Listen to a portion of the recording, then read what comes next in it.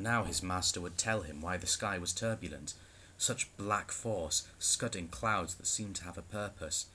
It was a day like none he had ever known, and he did not like it.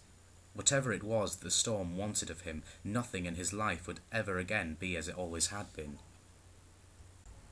"Master, here I am!" As Jen stepped into the cave, through the entrance carved with the most elaborate runes of all the caves along the pathway, the storm outside rose to a crescendo of gale and rain and thunderclaps. Jen paused for a moment beside his own small bed, carved into the wall of the cave, while his eyes and ears and breathing attuned themselves. He could see his master at the rear of the cave, draped across the sleep frame that supported his massive weight. That was another strange occurrence today. His master never rested during the daytime, but was always at work with his books and his instruments, or conferring with the other Uru. "Master?" Ursu, his head in an awkward position, stirred and looked up at Jen. "Master, what does this storm mean?"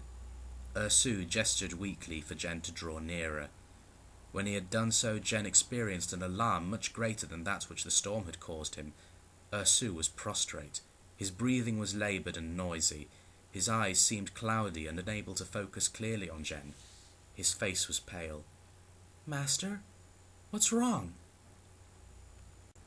Ursu panted for breath before he could answer. "I was born," he said, and the rest of the sentence was a mumble. Jen cocked his head to indicate that he had not understood. His master waved his hand to ask for patience. He struggled to bring his breathing under control. "I was born under a shattered sky," he finally got out. Jen swallowed hard, forcing himself to remain calm.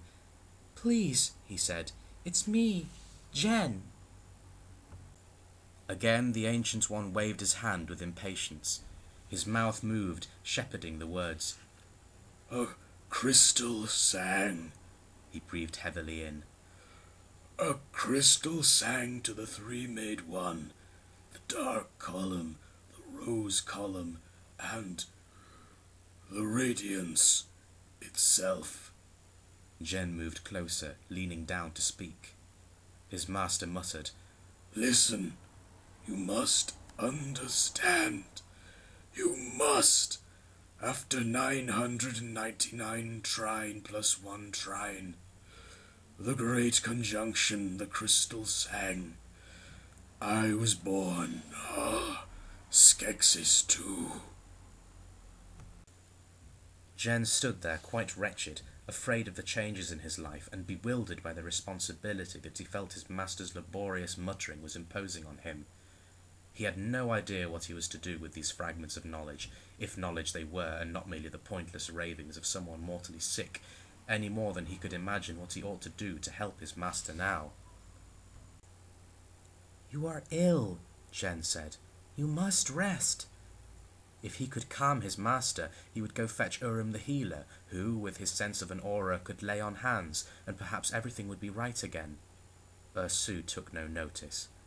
"Thrice times 6 were the Urskeks," he went on, with a kind of chanting rhythm to conserve his breath. "Dark the crystal, shattered the sky, great pain, the Skeksis they, evil, dark, their rule." Jen was trying to concentrate on the torn words, in obedience to his master's injunction to understand, but at the same time he was miserable with the realization that Urim, whom he had seen outside the cave, must have already visited the master, and left because there was nothing more he could do there. "Great power," Ursu continued, with a new access of breath. "Not again, not renewed, not Skeksis, not if Gelfling you are." He groaned with the pain of his sickness. "You make it whole. You must all whole, Gelfling. Again." Drawing on his last reserves of strength, Ursu raised his arm and held it over a copper bowl of liquid that was on the floor beside his sleep frame. His 3 long fingers and thumb pointed at the surface of the liquid, which at once turned cloudy. Outside the cave, a bolt of lightning struck with such force that Jen felt the ground shudder beneath him. Then, bemused, he watched the bowl of liquid, for it was forming itself into a shape, an image, a picture of a mountain. On top of the mountain, he could plainly see a curiously domed building.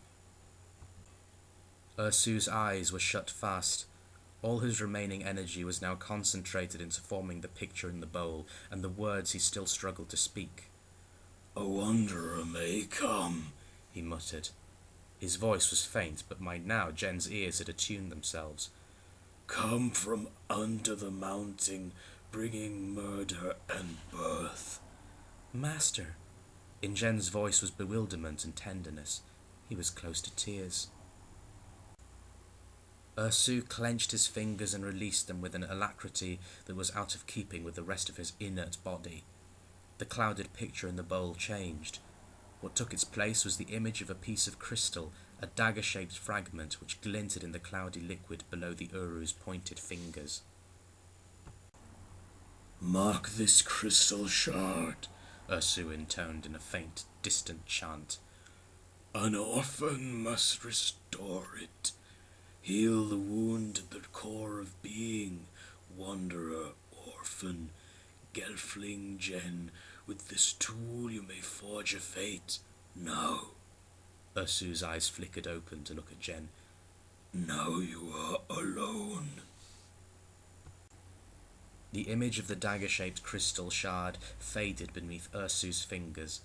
At the moment of its disappearance, it sounded a high-pitched ring of 2 notes, which sang around the walls of the cave, then died away very slowly. All that was left was the noise of Ursu's heavy breathing.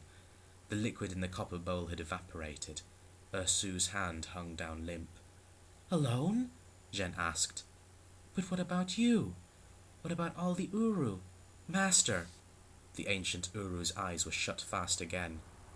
In a voice that sounded as though it came from the threshold of another world, he said, "Your journey must begin. The 3 brother sons will not wait." He paused. "Remember me, Jen. We may meet again, but not in this life." Jen said nothing. He knew that words would be wasted. He stood, his face very still, aware of his small breathing in comparison with the gasping sound that came from his master. The storm continued to rage around the castle of the Dark Crystal. Through the dark halls of the castle swaggered the most massive and brutal of the Skeksis, Skek-Ung the Garthim Master, decked in a robe of armor pieces that glittered and rattled as he marched. His spurs struck sparks from the stone floor. The mad, cold eyes and the yellow fangs, revealed in a characteristic sneer, aroused a prehistoric fear in all who saw him, even in the other Skeksis. He was unusual among them in having held his position ever since their reign had begun. As their numbers had dwindled from 18 to 10, Skeksis had been promoted to fill the offices that had fallen vacant. But this was always and ever the Garthim Master, from the first, the strongest and most violent of them. The Garthim, he maintained, were his creation. To him was due all honour for their foul instruments by means of which the Skeksis had tyrannized the land. They were the strike force of the Skeksis, huge and black carapaced, mighty clawed like giant fleas with their dangling tentacles. Always some were standing like sentries along the corridors of the castle, lifeless until activated by a command. Others were held in reserve in a pit beneath the castle floors. The Garthim were scarcely creatures at all, more like the impulses of a cruel brain made over into crustacean objects, nightmare crabs, swift monsters designed for one purpose only: destruction.